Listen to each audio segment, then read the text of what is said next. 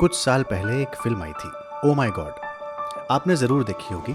उसमें एक परिस्थिति आती है कि कांजी भाई यानी परेश रावल की दुकान भूकंप में गिर जाती है और इंश्योरेंस कंपनी ये कहकर दुकान का इंश्योरेंस अमाउंट देने से मना कर देती है कि ये एक्ट ऑफ गॉड है, यानी जो किया है भगवान ने किया है, यह एक प्राकृतिक घटना है, इसलिए हम लीगली बाउंड नहीं हैं।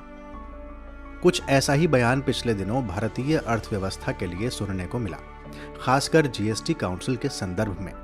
क्या है ये एक्ट ऑफ गॉड, क्या है इसके प्रावधान और अर्थव्यवस्था से इसका क्या है संबंध? आज ज्ञान की डिजिटल दुनिया ध्येय रेडियो के पॉडकास्ट में बात इसी पर। मैं हूं अंजुम शर्मा। जैसा कि आप जानते हैं, कोरोना वायरस महामारी के कारण दुनिया भर की अर्थव्यवस्थाओं पर बुरा असर पड़ा है। साल 2020 की पहली तिमाही में भारत की जीडीपी नेगेटिव पहुंच गई। इसी बीच पिछले दिनों जीएसटी काउंसिल की 41वीं बैठक हुई। बैठक में राज्यों ने अपनी राजस्व हिस्सेदारी की मांग की, लेकिन वित्त मंत्री ने बताया कि इस साल जीएसटी संग्रह में यानी कलेक्शन में 2,35,000 करोड़ रुपए की कमी आई है। ऐसे में भुगतान कैसे किया जाए? और उन्होंने एक टर्म का इस्तेमाल किया कि ये सब कुछ एक्ट ऑफ गॉड की वजह से हुआ है। अर्थव्यवस्था के गिरने से लेकर जीएसटी कलेक्शन के घटने तक के पीछे उन्होंने कहीं ना कहीं यही एक्ट ऑफ गॉड बताया। ये टर्म केवल कहने के लिए नहीं है, इसके बाकायदा कुछ वैधानिक पहलू हैं।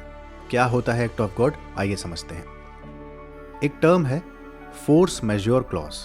ये एक फ्रेंच टर्म है। ये एफएमसी पद एक्ट ऑफ गॉड का कानूनी रूप समझिए। ये कुछ इस तरह की स्थिति होती है जिसमें दोनों तरफ की पार्टियां अपने अपने दायित्वों से मुक्त हो जाती हैं, क्योंकि ये स्थिति उनके वश में नहीं होती। आमतौर पर इस क्लॉज का जिक्र कॉन्ट्रैक्ट में होता है, जैसे मैंने थोड़ी देर पहले फिल्म का जिक्र किया, उसमें भी था। लेकिन जीएसटी कलेक्शन के क्लॉज में ऐसा कहीं लिखा नहीं है। तब फोर्स मैज्योर क्लॉज यानी एफएमसी के प्रावधान लागू होंगे या नहीं, इसके लिए एफएमसी के प्रावधान समझने होंगे। अंतर्राष्ट्रीय संबंधों के जानकार और ध्येय आईएएस में अध्यापक विवेक ओझा से समझिए। फोर्स मेज्योर क्लॉज एक नेपोलियनिक कोड है, नेपोलियन के समय का कोड है, जिसमें विभिन्न प्रकार के व्यवसायों से और अन्य प्रकार के जो आर्थिक गतिविधियां हैं उनसे जो लॉस होते थे उसको कट करने की बात की गई थी। और आज अगर हम भारतीय संदर्भ में देखें तो कोरोना की महामारी ने भारतीय अर्थव्यवस्था, कॉमर्स, बिजनेस को बुरी तरीके से प्रभावित कर दिया है। तो ये जो फोर्स मेज्योर क्लॉज है, इसमें ये प्रावधान किया गया था कि चूंकि बिजनेस और जो कॉन्ट्रैक्ट्स होते हैं इनके बीच में गहरा नाता है। देश के विभिन्न व्यावसायिक पार्टीज जब अपने अपने कॉन्ट्रैक्ट्स का सही तरीके से पालन करते हैं तभी इकोनॉमिक एक्टिविटी भी बेहतर तरीके से बढ़ पाती है। कोरोना के चलते कॉन्ट्रैक्ट्स के दायित्वों से बंधे न रहने का प्रावधान करता है एफएमसी।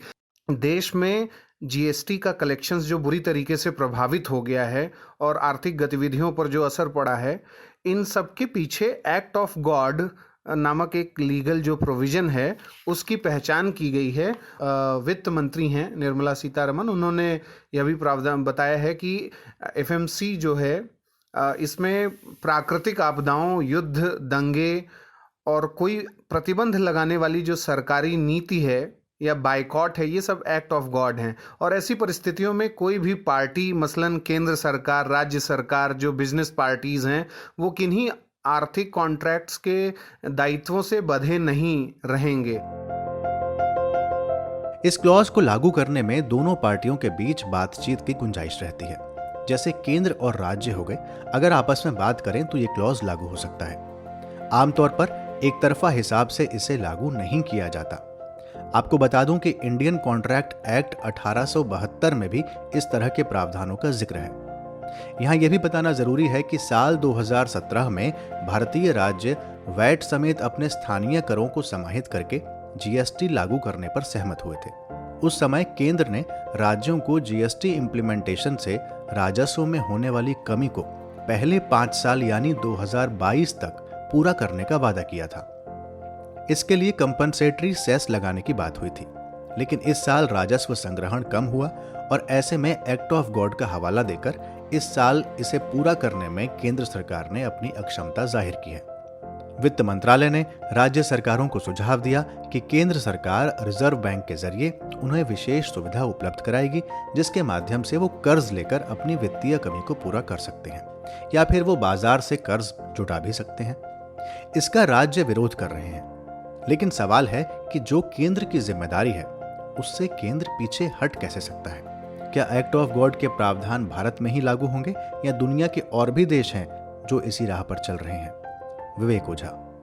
एक्ट ऑफ गॉड और फोर्स मेज्योर क्लॉज का जो प्रावधान है ये कोई नया नहीं है। चीन में सार्स बीमारी के दौरान 2002 में ऐसा हुआ, सिंगापुर के में अप्रैल 2020 में, पेरिस में जुलाई 2020 में, और ब्रिटेन है उसमें एफएमसी का प्रावधान किया गया कोरोना महामारी के दौर में। इंटरनेशनल चैम्बर ऑफ कॉमर्स ने भी एफएमसी क्लॉज बनाया है और उसके लिए मॉडल कोड ऑफ कंडक्ट भी विकसित किया।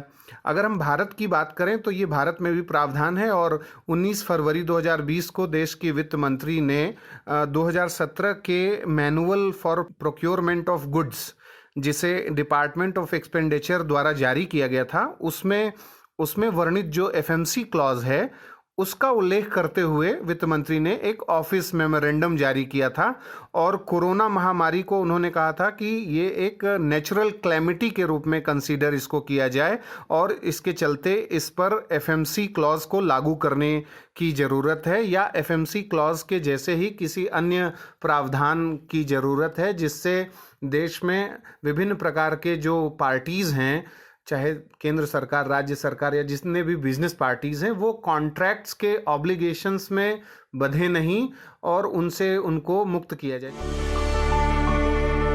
यानी भारत ही नहीं, दुनिया के कई देशों में एफएमसी के क्लॉज प्राकृतिक आपदा के समय लागू किए जाते हैं, लेकिन वो लिखित प्रावधान के तहत होते हैं या नहीं, ये देखना होगा।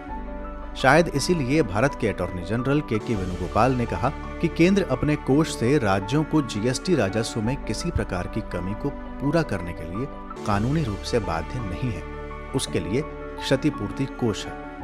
अब कई राज्यों ने एक्ट ऑफ गॉड की बात को दबे सुर में स्वीकार तो किया, लेकिन यह भी कहा कि केंद्र अगर कानूनी रूप से अपने कोष से भुगतान करने के लिए बाध्य नहीं है तो नैतिक रूप से उसे राज्यों को मुआवजा देना चाहिए। ये कितना सही है, कितना गलत, अलग बहस का मुद्दा है, लेकिन फिलहाल तो दुनिया के कई देश एक्ट ऑफ गॉड के प्रावधानों का सहारा लेकर खुद को डूबने से बचा रहे हैं। तो ये था आज का ध्येय पॉडकास्ट। इस तरह के और भी पॉडकास्ट सुनने के लिए सब्सक्राइब कीजिए ध्येय IAS के YouTube चैनल को और नोटिफिकेशन बेल को ऑन रखना ना भूलें। ये पॉडकास्ट ध्येय IAS की वेबसाइट पर भी सुना जा सकता है। जल्द ही ये सभी पॉडकास्ट स्पॉटिफाई, जियो सावन और गूगल पॉडकास्ट जैसे प्लेटफॉर्म पर भी सुने जाएंगे। अगली प्रस्तुति के साथ जल्द हाजिर होंगे। तब तक के लिए नमस्कार।